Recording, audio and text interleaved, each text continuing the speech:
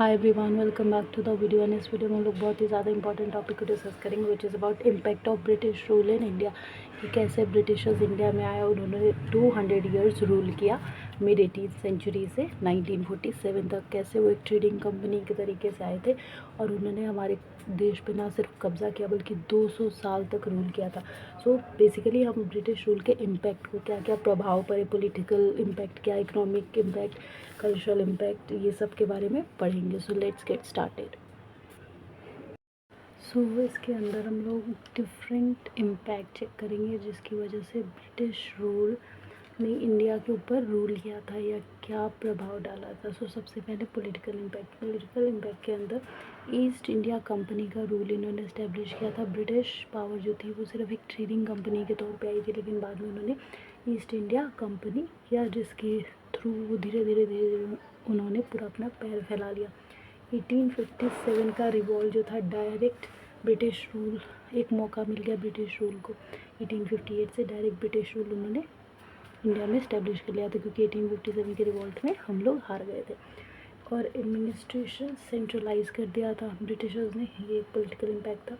यानी कि central level पे ब्रिटिश गवर्नमेंट का कंट्रोल होगा और वही पूरे कंट्री को, जहाँ जहाँ उसका पावर था, वैसे तो ब्रिटिश ने पूरी इंडिया पे कब्जा कर लिया था, तो वहाँ पे वो सेंट्रलाइज एडमिनिस्ट्रेशन करके रूल कर रही थी। सिविल सर्विसेज को इंट्रोड्यूस किया था, जैसे IAS, IFS, IPS। सो ये सब एग्जामिनेशन कंडक्ट करवाने लगे थे, जिसके थ्रू ज़्यादातर तो ब्रिटिश लोग ही इस पर इलेक्ट होते थे या पोजीशन पाते थे, लेकिन जो इंडियंस भी कर लेते थे, जैसे सुभाष चंद्र बोस ने भी सिविल सर्विसेज क्लियर किया था, तो वो ऑफिस में काम करते थे। इसके अलावा लीगल सिस्टम भी बनाया था, जैसे कोर्ट्स वगैरह भी इस्टेब्लिश किया टू प्रोवाइड जस्टिस। इसके अलावा इंडियन काउंसिल एक्ट, जैसे Indian council act 1861, Indian council act 1892, ये सब भी बनाए गए, जिसके थ्रू आगे एडमिनिस्ट्रेशन में हेल्प होती थी गवर्नमेंट। और इसके अलावा Indian government of India act 1919 भी बनाया गया ब्रिटिश गवर्नमेंट द्वारा, जिसके थ्रू इंडियन लोगों के लिए, इंडियन पीपल्स के लिए सारे रूल्स एंड रेगुलेशन सेट किए गए थे और वही उन पर इम्प्लीमेंट किए जाते थे।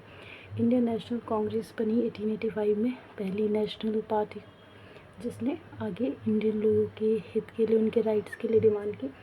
एंड सोशल लेवल पे सोशल रिफॉर्म किया गया। राजा राम मोहन रॉय ने बहुत इंपॉर्टेंट रोल प्ले किया था। उन्होंने सती, चाइल्ड मैरिज जैसे ऑर्थोडॉक्स रिचुअल्स को ख़त्म किया, वेस्टर्न एजुकेशन को प्रमोट किया, इंग्लिश जो थे उस लैंग्वेज को बहुत बढ़ावा दिया, क्योंकि इससे क्या हो रहा था कि मॉडर्न एजुकेशन, साइंटिफिक एजुकेशन हमें गेन हो रहा था, जो कि उस टाइम पे एक नीड थी।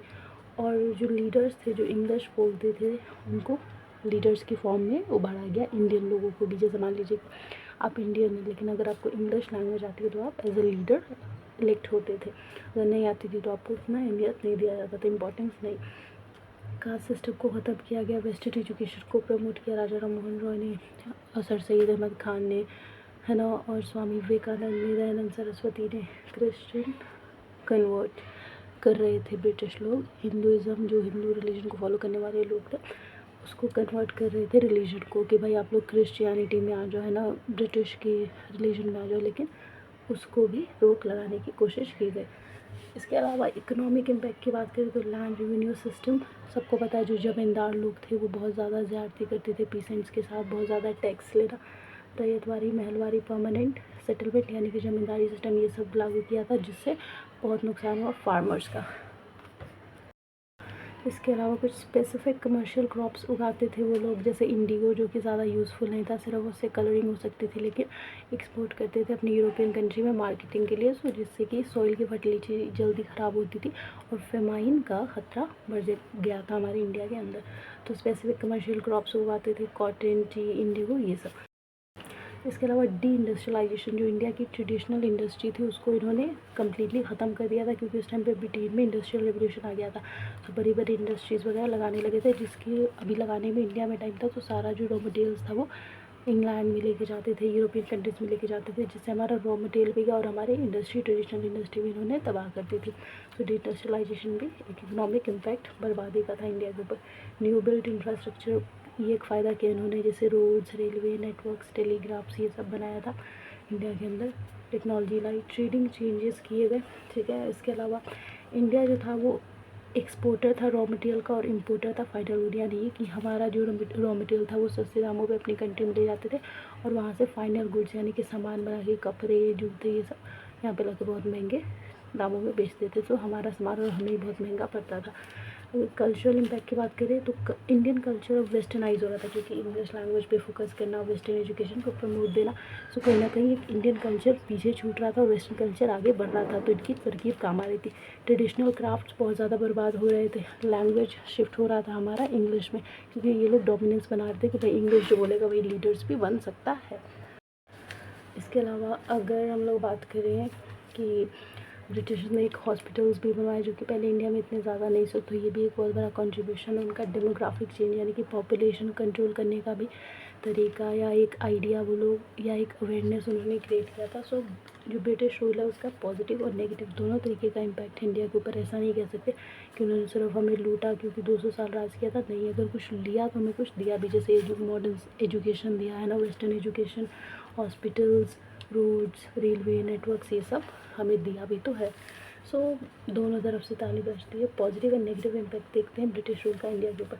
पॉजिटिव की बात करें तो मॉडर्न एजुकेशन हमें मिला, वेस्टर्न साइंटिफिक एजुकेशन, जिससे हमने काफ़ी तरक्की की, इंफ्रास्ट्रक्चर डेवलपमेंट किया, रोड, रेलवेज, नेटवर्क, टेलीग्राफ जैसा।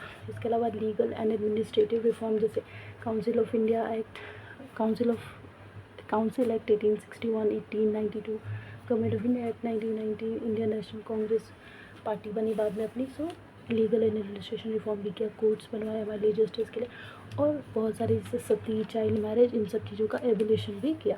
नेगेटिव इम्पैक्ट की बात करें तो डी इंडस्ट्रियलाइजेशन किया, जो इंडिया की ट्रेडिशनल इंडस्ट्री थी उसको कम्प्लीटली डिस्ट्रॉय कर दिया, क्योंकि एक बहुत गलत बात है, क्योंकि वो स्मॉल स्केल इंडस्ट्रीज जो थी बहुत लोगों का रोजगार थी, एम्प्लॉयमेंट थे, जिससे घर चला करते थे। सो एक बहुत बड़ा नुकसान डी इंडस्ट्रियलाइजेशन। इकोनॉमिक ड्रेन किया उन्होंने, यानी कि हैवी टैक्सेस लगाए पीसीज के ऊपर, और ट्रेड इम्बैलेंस भी किया। इम्बैलेंस यानी कि हमारा रॉ मटेरियल सस्ते से सस्ते दामों पे ले जाना और यहाँ पे फाइनल गुड्स महंगे से महंगे दाम पे लेके आना, ट्रेड इम्बैलेंस हुआ। फेमाइन बढ़ा क्योंकि कुछ ही क्रॉप्स वो लोग उगाते थे, कोई स्पेसिफिक, जैसे कैश क्रॉप्स, ठीक है, for example cotton, tea, indigo. So इससे फेमाइन, बाकी अनाज उगता ही नहीं था। इसके अलावा rise of a new money lending class, जो परमानेंट सेटलमेंट सिस्टम था जिसके थ्रू ज़मींदार बहुत ज़्यादा पावरफुल हो गए थे, उसने एक न्यू मनी क्लास को जन्म दिया, जो कि आगे जाके उन्होंने बहुत ज़्यादा नुकसान किया इंडियन सोसाइटी को, लोगों को। So this was all about impact of British rule in India. क्या था पॉलिटिकल, क्या था इकोनॉमिक इम्पैक्ट, क्या था कल्चरल इम्पैक्ट, क्या था पॉजिटिव इम्पैक्ट, नेगेटिव इम्पैक्ट, और कैसे ब्रिटिश ने जो 200 साल रूल किया था इंडिया के अंदर मिड 18 से अंटिल 1947 तक, उसमें इन्होंने क्या क्या एक्टिविटीज़ की। आई होप आपको समझ में आया होगा, अच्छा लगे तो थैंक यू, शेयर कर देना।